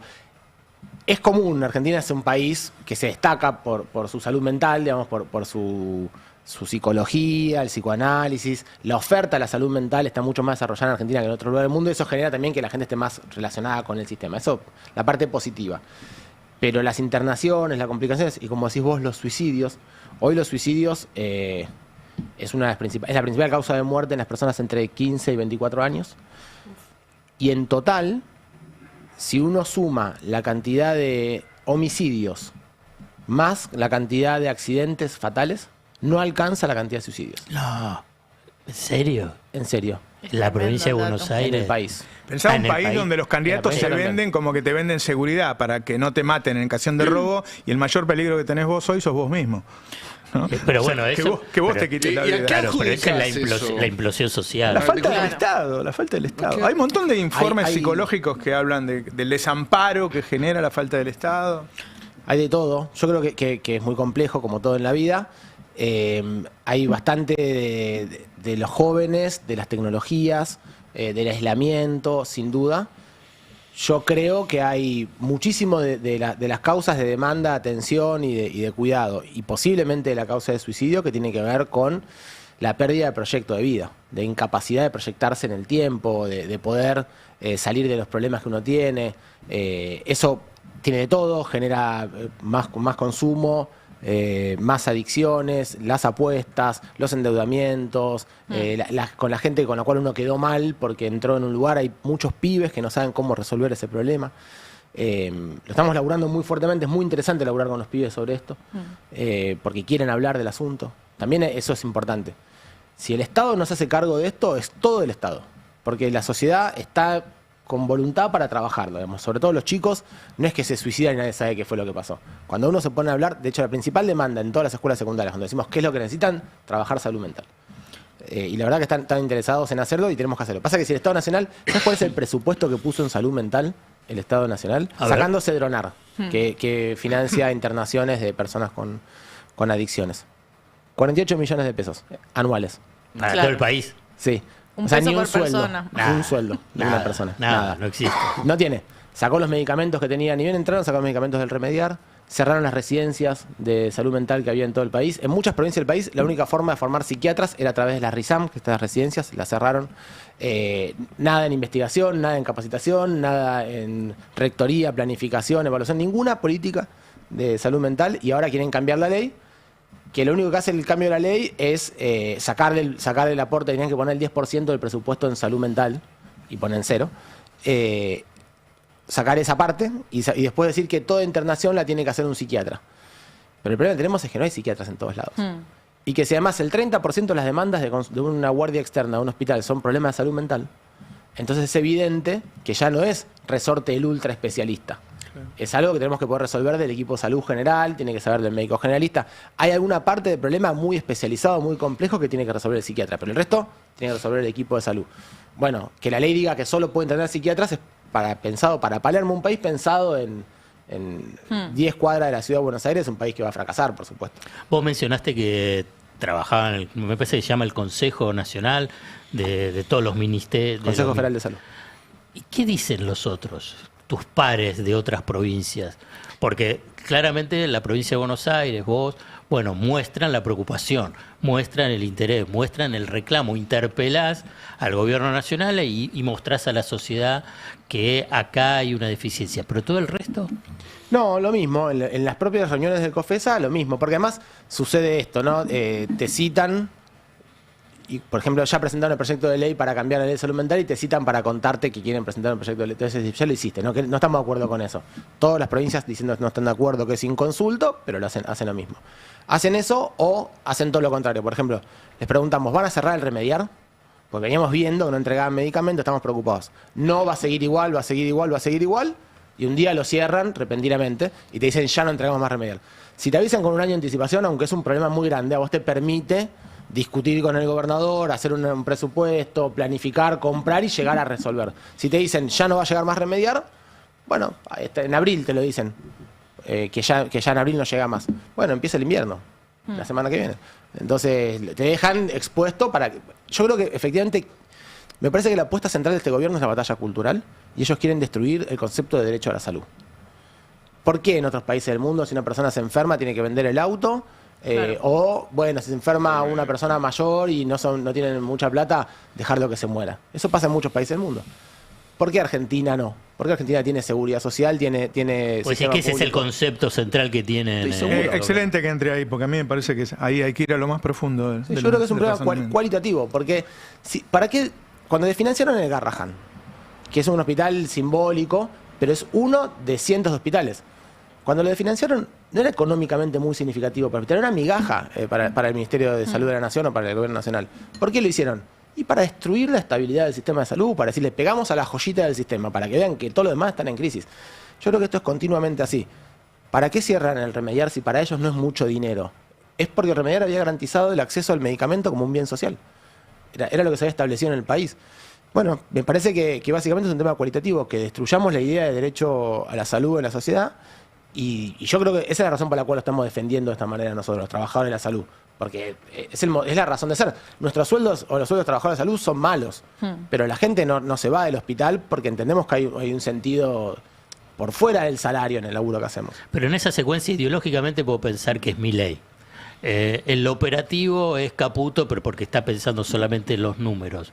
Y Lugones, que digamos es el ministro de Salud de la Nación, digamos, que viene de una historia vinculado con la salud. Sí, pero el negocio del sector privado claro, de la zona. Está bien. Privado. Sí, pero también lo destruye el sector privado. Sí, de pero hecho, bueno, no sé, digamos, en ese... La falta de financiación supongo que debe ir en detrimento de parte del aparato privado de salud, ¿no? Sí, están cerraron 300 empresas de salud en el país. Claro. Se concentran las más ricas en los grandes centros urbanos. Yo creo que el Ministerio de Salud básicamente no hace no tiene política sanitaria, tienen esta idea, ellos dicen, pero lo suelen decir todos los gobiernos de derecha, que la salud es de las provincias. Sí, pero en Argentina el 65% de la gente tiene obra social, que es un sistema centralizado, digamos, que son organizaciones nacionales que se regulan desde la Superintendencia de Servicios de Salud de la Nación, que las provincias no tenemos nada para regular las obras sociales nacionales.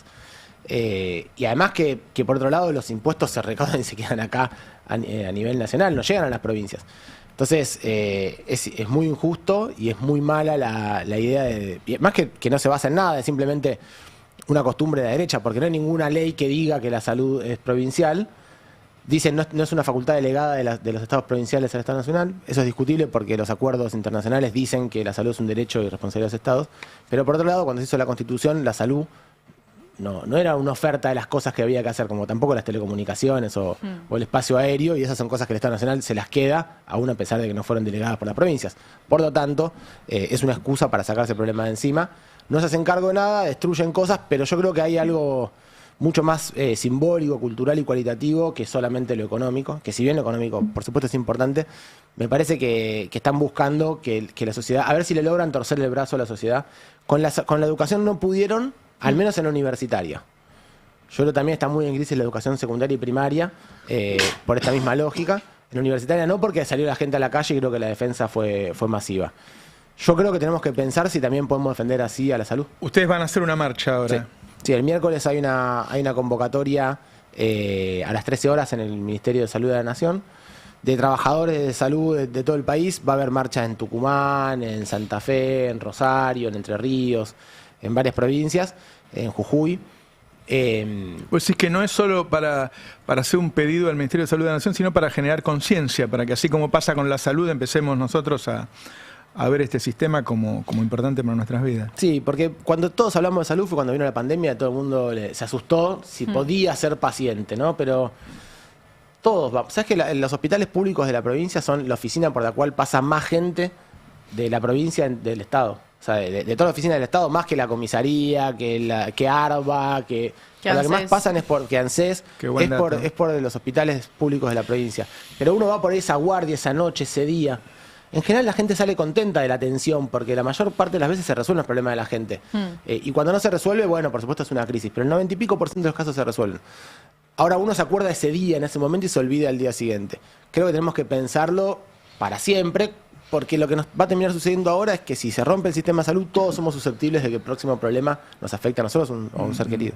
Hay un momento que las provincias no les da el presupuesto. Yo voy a contar algo. Cuando mi nieto tenía menos de un mes, se enfermó, tuvimos que salir corriendo, mi hija vive en La Plata, y fuimos al hospital... Sor María Ludovica. ¿Eh? El Sor María Ludovica. más allá de que lo atendieron maravillosamente, un chico un mes no puede tener fiebre, lo tenés que internar, por protocolo tiene que estar internado.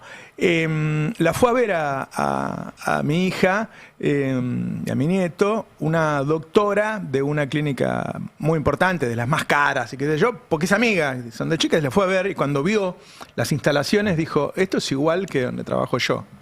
O sea, el nivel que tiene, lo que han invertido la provincia de Buenos Aires en salud, o sea, están atendiendo a los pobres como si fueran ricos, si querés, ¿sí? Es decir, de la misma manera que está preparada la clínica de la Universidad Austral, está...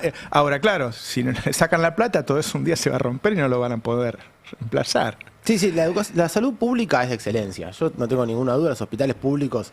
Yo me formé ahí, soy médico en un hospital público, para mí son los mejores y de hecho, bueno, el Ludovica es el mejor hospital pediátrico de la provincia, ahí se forma la gente que después va a trabajar en el Austral, en otros lugares, son los hospitales escuela y la salud no puede ser mejor para el que tiene más dinero, la salud es un derecho y tiene que ser, ¿es así o es un privilegio?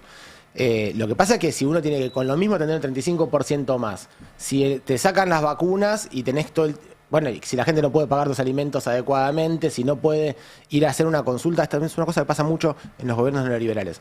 Cuando se pone en riesgo la continuidad laboral, cuando empiezan las reformas laborales y la precarización laboral, una persona enferma que tiene que ir cada tanto al médico, tomarse el día para ir al médico a hacerse un control, no se lo puede pedir, porque están echando gente en su laburo. Entonces empiezan a bajar, es una estadística que vemos siempre, bajan los controles ambulatorios programados y aumentan las consultas por guardia. Porque la gente termina yendo a la noche a ver si alguien lo puede resolver el problema y esa consulta de guardia no es buena, no resuelve con la calidad que resuelve el médico que te conoce, que te sigue, que tiene tu historia.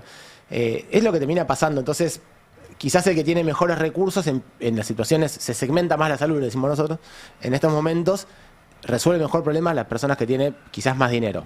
Ahora, 750.000 personas que tenían prepagas abandonaron el sistema de las prepagas porque no le alcanzó. ¿Cuánto? 750.000 personas.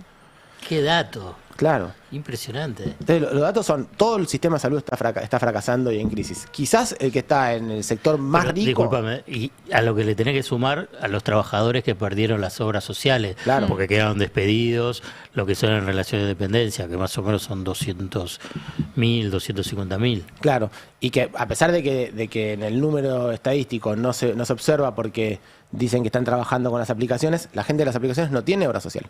Están precarizados totalmente. Entonces, es como vos decís, por eso pasamos de tener 40% de la gente que se interna en los hospitales con obra social. Eso pasa porque muchos hospitales están en lugares donde solamente hay hospitales, no hay clínicas. Entonces, el 40% de la gente con obra social, en los hospitales tenía obra social, al 52%. Entonces, realmente ese crecimiento es gigantesco con obra social.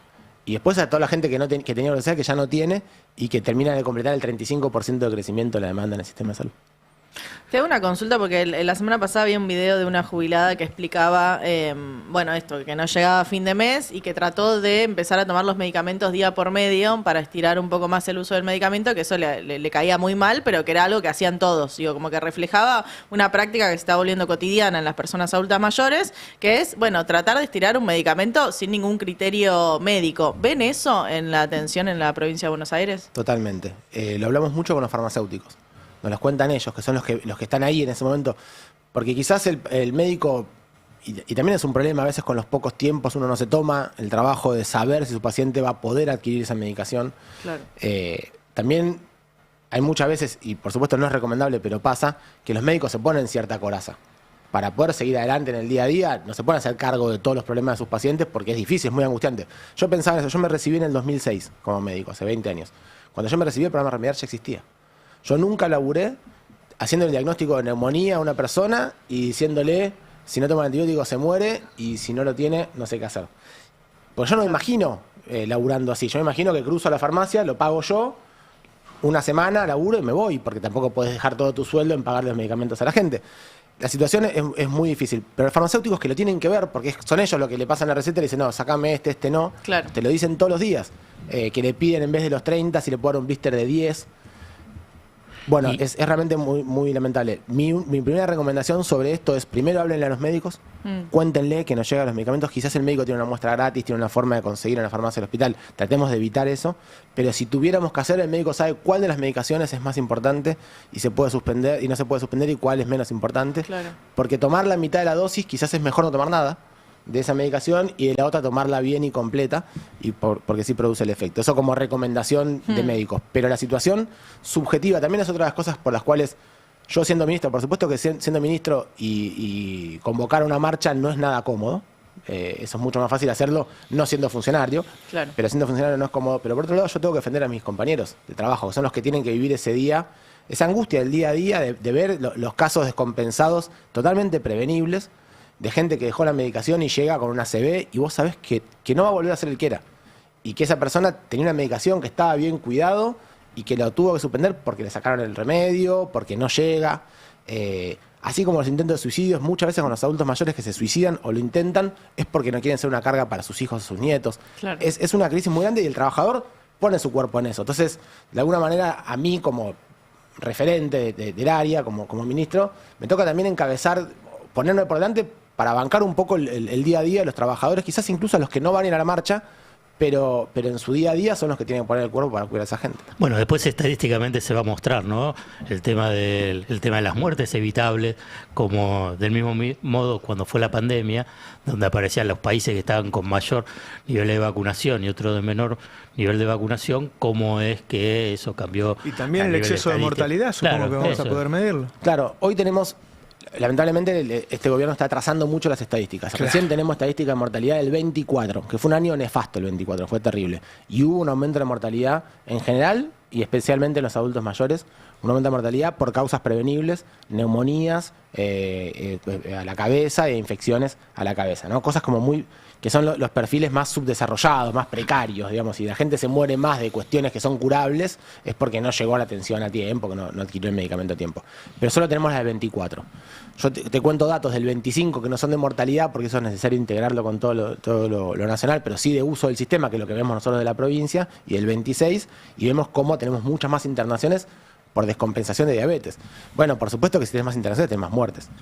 Eso es evidente. Así que sin duda vamos a poder ver. Pasa que a veces en salud uno termina viendo la estadística muy postdatadamente, pero no hay forma de evitarlo. Si no vacunás, no le das los medicamentos, y encima la gente tiene problemas para acceder a la salud, y bueno... Y 2 más 2 de 4. Sí, claro, tal cual. ¿Y cómo es la convocatoria de la marcha? Así la recordamos. No, la convocatoria es el miércoles a las 13 horas en la puerta del Ministerio de Salud. Están convocando trabajadores y trabajadoras de todo el país. Nos vamos a concentrar en la ciudad de Buenos Aires una parte, pero va a haber también en Rosario, en Santa Fe, en Gualeguaychú, en Jujuy. Seguro. Convocan diversos organismos, sindicatos, el Foro por el Derecho a la Salud es uno de los principales que está convocando, y vamos a marchar desde ahí hasta la Casa Rosada. La idea también es visibilizarlo, hacer escuchar a la gente lo que estamos viviendo y a pedirle al gobierno que se retracte, que lo deje de hacer. O sea, no tiene por qué no continuar con el programa Remediar. Dijeron una barbaridad, dijeron el programa existe, solo que vamos a tener 3 medicamentos de los 100 que, o sea, tomadas de pelo, viste como hacen habitualmente, que por supuesto que no responde nada. Pero de hecho, ellos habían licitado los medicamentos, la licitación la ganaron una serie de laboratorios, pero nunca entregaron. O sea, si ellos quisieran, le piden que entreguen y la semana que viene tenemos a Remediar de vuelta. No es que tienen que hacer un gran proceso para recuperarlo, lo podrían hacer mañana. Pero bueno, en vez de eso, quitaron ahora más apoyo para el cáncer, más apoyo para las enfermedades de salud sexual. 70.000 millones de reducción la semana pasada del presupuesto nacional. O sea, lo que viene pasando es profundizar la situación sanitaria, que yo creo que estamos en una situación que es límite. Y para mí, cuando la cosa se pone muy límite, yo no sé para dónde sale, pero yo no sé si la gente se va a quedar tranquila. Si uno va a atenderse y en el hospital a un nene tuyo, a tu padre, lo rebotan porque no hay posibilidad de atenderse. ¿Hay situaciones de eso, de situaciones violentas en los hospitales, en las guardias? Siempre hay. A veces está peor. Ahora estamos en un momento bastante difícil. Tenemos cada 2 o 3 días alguna situación de violencia. Casi siempre se debe a esto, se deben a que llegan y la situación está muy complicada y hay mucha demanda y dicen no me está atendiendo, estamos acá esperando y no me viene a atender, y si vos entrás adentro ves a todos los profesionales laburando sin parar. Bueno, es que la situación está muy tensa y el hospital público se hace cargo de casi todos los problemas. Por supuesto que hay situaciones de violencia, hay que saber siempre que los trabajadores de la salud están ahí para cuidar. O sea, nosotros les pedimos toda la comprensión a la población, y que entiendan que no es contra ellos, que muy poco posible que un trabajador se esconda en una situación de demanda. Nosotros nos ponemos al frente, lo que pasa es que a veces está sobrepasado con la situación. El tema es lo que viene, ¿no? El frío, la gripe, y ahí...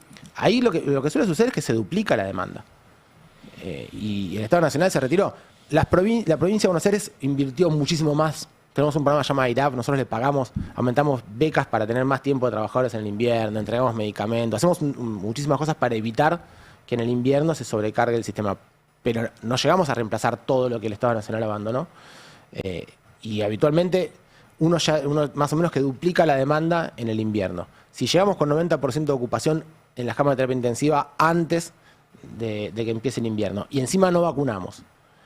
Son demasiadas cosas juntas como para... No hay forma de que no pase. Podemos tener suerte, en salud nunca se sabe, quizás el virus no llega a cuotas, qué sé yo, uno nunca sabe. Ojalá que tengamos suerte y todo esto sea solamente una preocupación excesiva. Podría ser que no, que tengamos una situación de colapso, pero como son sectores populares, al gobierno no le importe y a muchos medios de comunicación no los cubran y quieran seguir escondiendo y disfrazando el problema con otras cosas. Puede ser, yo espero que eso no pase. Eso hablaría de una sociedad que abandonó el derecho a la salud como una bandera, y yo creo que somos muchos los que no creemos eso. Me parece que cuando se vino la pandemia, Argentina se caracterizó por eso. Todo el país dijo, che, esto es en serio la prioridad. Y más allá de que después hubieron muchas operaciones, durante mucho tiempo el apoyo fue absoluto a las medidas de cuidado. Yo espero que sigamos en esa tesitura, porque creo que tenemos que haber aprendido de la pandemia que esto no nos puede pasar. Y además hay que pensar a largo plazo. Nunca más debería poder pasar que venga un gobierno y decida que no va a hacerse cargo de la salud y dejar a la población en esta deriva tan peligrosa. Nico, muchas gracias. Por favor, ustedes, muchísimas gracias. Che, quedan 2 minutos, jefe, ¿qué hacemos? Y usted mande. No, yo me siento tranquilo sentado acá, ¿eh? ¿Se paró el Tano o no se paró el Tano todavía? No, el Tano no. Sigue sentado, tenemos que estirar entonces. Bueno, saludamos a Mati Mausset de nuevo. ¿Por qué? Porque tiene el mejor buzo. Llegó a la final ¿de qué? Del torneo. ¿De básquet? De la Belgrano. Yo no, obviamente. Yo no hice nada. Belgrano de Córdoba. Hay fútbol. Yo lo que quiero decir es que además de todo este mundo, hay algunos que también nos distraemos con esas cosas. Va a haber un PRODE en el Destape para el Mundial. Bueno. Mirá siempre digo cosas y después me dicen, papá, todavía no tenías que decirlo, qué sé yo. No lo vi yo. Vamos a hacer un PRODE. Sí, pero para el público, para todos. ¿Sí? Muy bien. Sí. Y hay premios entonces. Pero de eso tenemos que hablar. Ya ande buscando cosas. ¿no? Claro. Y bueno, si hay un PRODE hay premios, chicos. Yo no. Y es la idea. Ahí va. Bueno, porque hay que ponerle un poquito de... ¿Qué premios? De emoción. Sí, de emoción. No me pidas que diga cosas que después me dicen, no, viste, me cagan a pedo. Vos sabés, otra vez te llamé y te dije, mirá que me cagan a pedo. Vos decís, sí, me cande. Yo te Cande es como la policía que me pusieron en la mesa a mí. Una policía buena. ¿Cómo? Para controlarme. Sí. Con cara. Bueno, lo de buena es...